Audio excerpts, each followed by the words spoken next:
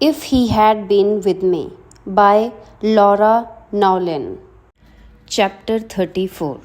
Finny's first soccer game is on a Tuesday afternoon in September, the third week of school. It didn't seem like a day that wouldn't be important.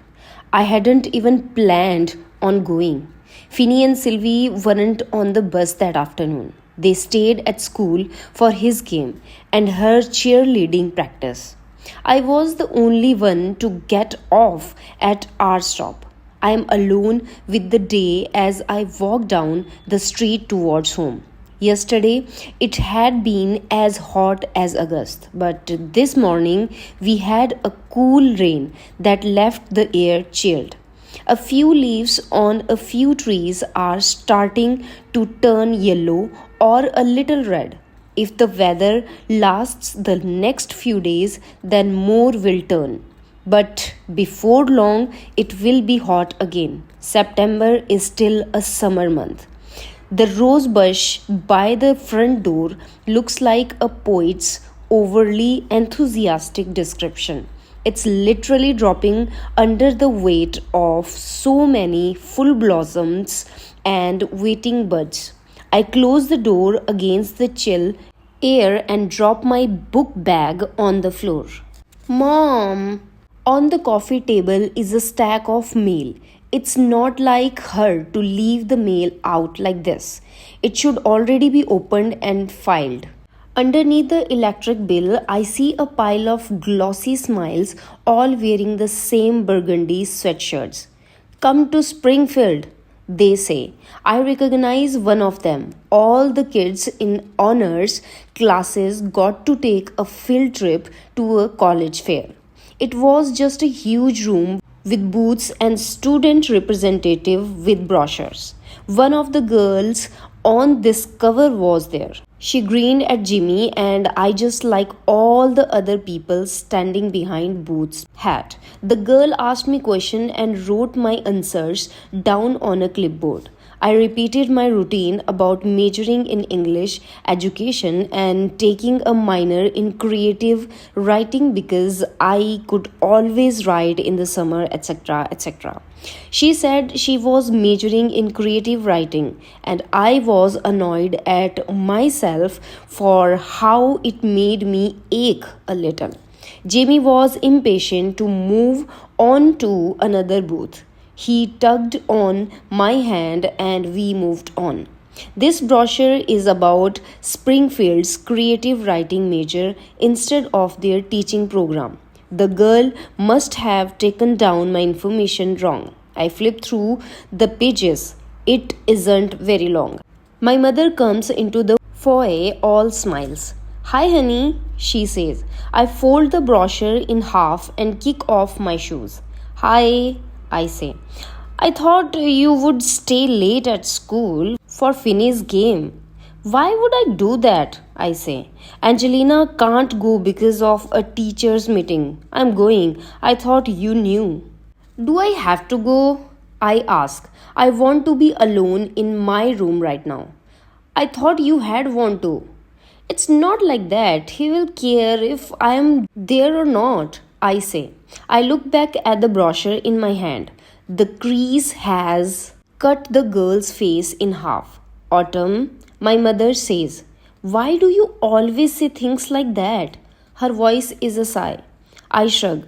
I could read the brochure at the game, and it's not like I don't want to see Finny. Sometimes it's nice to watch him and not have to worry about it looking like I'm staring at him. Fine, I will go, I say. I stick the brochure in my back pocket. It's 5 minutes before the game starts, and I have read the brochure twice. Just because something seems impossible doesn't mean that you shouldn't try. My mother and I are sitting on the top row of metal bleachers, facing the muddy soccer field. A chilly breeze ruffles my hair. The soccer teams are stretching while the referees trudge across the field. It's not that I want to be a writer and not a teacher because I already am a writer. What I want is to be a published author, to have a few readers, to be able to hope that somewhere out there someone loved my book.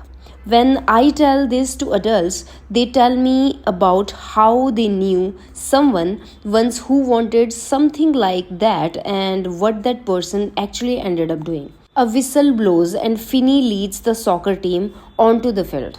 He plays defense. A long time ago, he explained to me that this means it's his job to protect one side of the field. He's naturally good at protecting. I fold the brochure and stick it in my back pocket. Finny has that determined look on his face that he always gets at the start of a game.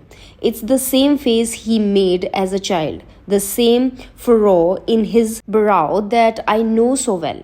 He bounces on his heels as he stands on the field with the other starters. Another familiar habit. Finny said that teaching seemed too normal for me. Isn't this what all the children's books and movies are always about? How even if the tasks seem impossible or you are too small or you don't have the right kind of whatever, you are still supposed to try. Until you get to high school and suddenly you are supposed to choose a safe path. A path that won't take you too far from home. A path that isn't too risky. A path that has healthy insurance and a 401k. Finny has the ball. 4 players from the other team circle around him. They are trying to take the ball from him and failing. I can't keep pretending that writing a few weeks out of the summer will be enough. I can't risk looking back on my life and knowing that I did not try to get published as hard as I could have tried. One of the players surrounding Finny slips in the mud and slides into him. Finny is running too fast to stop. He trips and flips head over heels. Next to me, my mother gasps. I realize it looks like he landed on his neck. My heart stops. I am 10 years old again and I can't imagine life without him. I'm okay. I hear Finny shout, but from this far away his voice is quiet. If it were not a voice that I knew so well, then I wouldn't have heard it. The coaches and refs run across the field and crowd around him. I can't see him anymore, but I can imagine the race of his breathing and I can guess at the pounding of his heart under his ribs. I know the scars on his knees and the cowlick on the back of his head. I have tried to pretend I don't, but I can't pretend anymore. I know what I am feeling. I know that it is real, and in this moment, there is nothing else in me but this knowledge. I'm in love with Finny. The crowd moves away, and I see Finny stand cautiously. He looks up at the bleachers.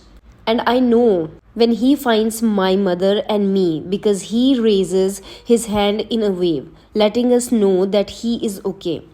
I have loved him my whole life, and somewhere along the way, that love didn't change but grew.